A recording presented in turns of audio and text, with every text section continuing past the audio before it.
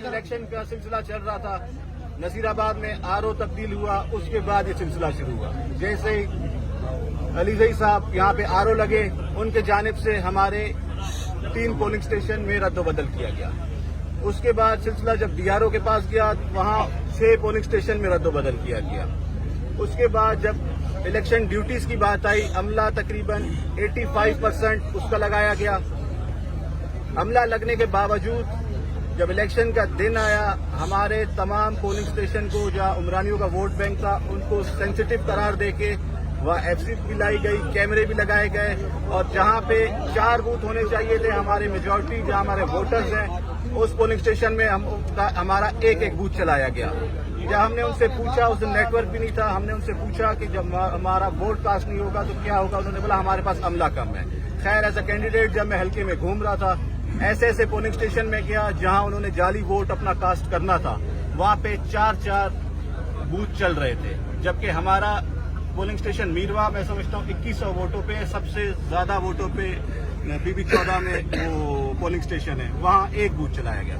खैर, ये सब चीज मैनेज करने के बाद उन्होंने 8 से 10 हजार अपने इन्हीं अमला जो लगाया गया था 85%, उसके जरिए उन्होंने कास्ट भी कराया। इन सब चीजों के बावजूद जब हमारे एजेंट फॉर्म 45 लेके रात को पहुंचे, इस सब चीजों के बावजूद हम लोग 4000 वोटों से अपनी कैलकुलेशन फॉर्म 45 के कैलकुलेशन के हिसाब से हम जीत गए थे।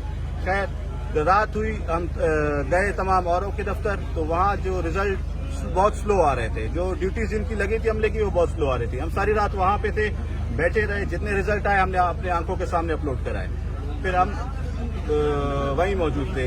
जैसी सुबह हुई, उनकी तरफ से जो स्क्रीन लगा हुआ था, जो रिजल्ट अपडेट कर रहे थे, उसमें हमें बड़े पैमाने में चेंजेस नजर आई।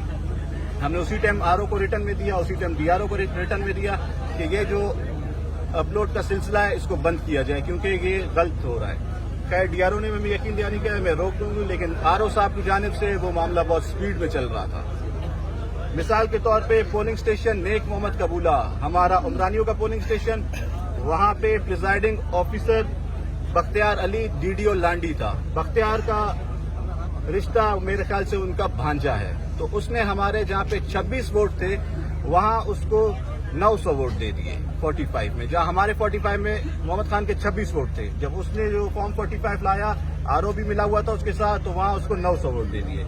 इसी तरह शोरी दाता, वहां पे प्रिजाइडिंग था अली अब्दुल्ला, वेटनरी ऑफिसर था, ये इसका साला लगता है, ये भी इसका रऊफ जो इसका भाई है उसका साला है, ये भी उसका रिश्तेदार है। इसके बाद गौस बश गोले में तब्दीली की गई, वहां से उसको 500 वोट दिया गया, ये भी वहां था नजीर अहमद, ये भी इसका रिश्तेदार है। इस तरह पोलिंग स्टेशन अब्दुल खालिक लेडी, वहां पे था बशीर अहमद SST जी। ये बशीर अहमद जो स्कूल है गफूर लेडी का रूपा में, उसी का टीचर है, तो इससे भी आप यही तवक्को कर सकते हैं कि उसके स्कूल में टीचर है, तो उसने भी किया है। इस पोलिंग स्टेशन में भी तब्दीली की गई, यहाँ पे इसको भी मजीद वोट दे दिया। दूसरा वोट उसके अपने पोलिंग स्टेशन में जो हमारा एजेंट लेके आया, 200 कुछ वोट थे, वहां से उसको 1500 वोट दे दिए गए फॉर्म 45 में। यहाँ पे था अब्दुल रहीम मैंगल, ये भी इसका हिमायती है, SST है ये। उसके बाद जो चेंजेस की गई सूफी दोस्त मोहम्मद पंद्रानी के पोलिंग स्टेशन पे, यहाँ पे था इरशाद अली SST। ये जो स्कूल है यार मोहम्मद लेडी, ये वहाँ का टीचर है। यार मोहम्मद लेडी भी इसका अपना रिश्तेदार है और इसका अपना स्कूल में था, तो इससे भी यही था। ये 8 पोलिंग स्टेशन में चेंजेस की गई, जहाँ से इसको 4000 को 8 गलबन 9 में चेंजेस की गई। कुछ पोलिंग स्टेशन में उसके वोट बढ़ा दिए गए, तो साथ साथ हमारे कम भी करके दिए उनके फॉर्म 45 में।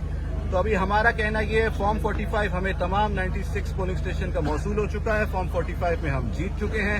हमारा ये कहना है कि जो हमारा रिजल्ट है हमें वही दिया जाए। हमारे रिजल्ट के साथ हम हेर फेर करने ना आरओ को इजाजत देंगे, ना डीआरओ को देंगे, ना किसी को देंगे, जो हमारा आईनी और कानूनी हक है। जहां तक आपने बात की प्रोटेस्ट कब तक चलेगा, जितने भी लोग यहाँ पे बैठे हैं आप सबसे पूछ लें, चाहे यहाँ बैठे हैं, चाहे DC ऑफिस के सामने बैठे हैं, चाहे खवातीन बैठे हैं, हमने किसी को नहीं बुलाया है। इन सबको पता चला है कि हमारा मैंडेट छीना जा रहा है, तो ये खुद आके बैठे हैं। और ये इनका कहना ये है कि जब तक हमारा फॉर्म 45 वाला रिजल्ट हमें नहीं मिल जाता, हम यहाँ से नहीं जाएंगे।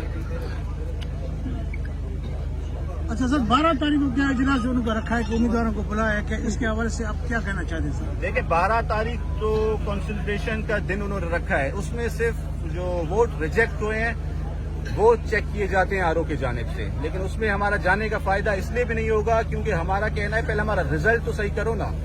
ایک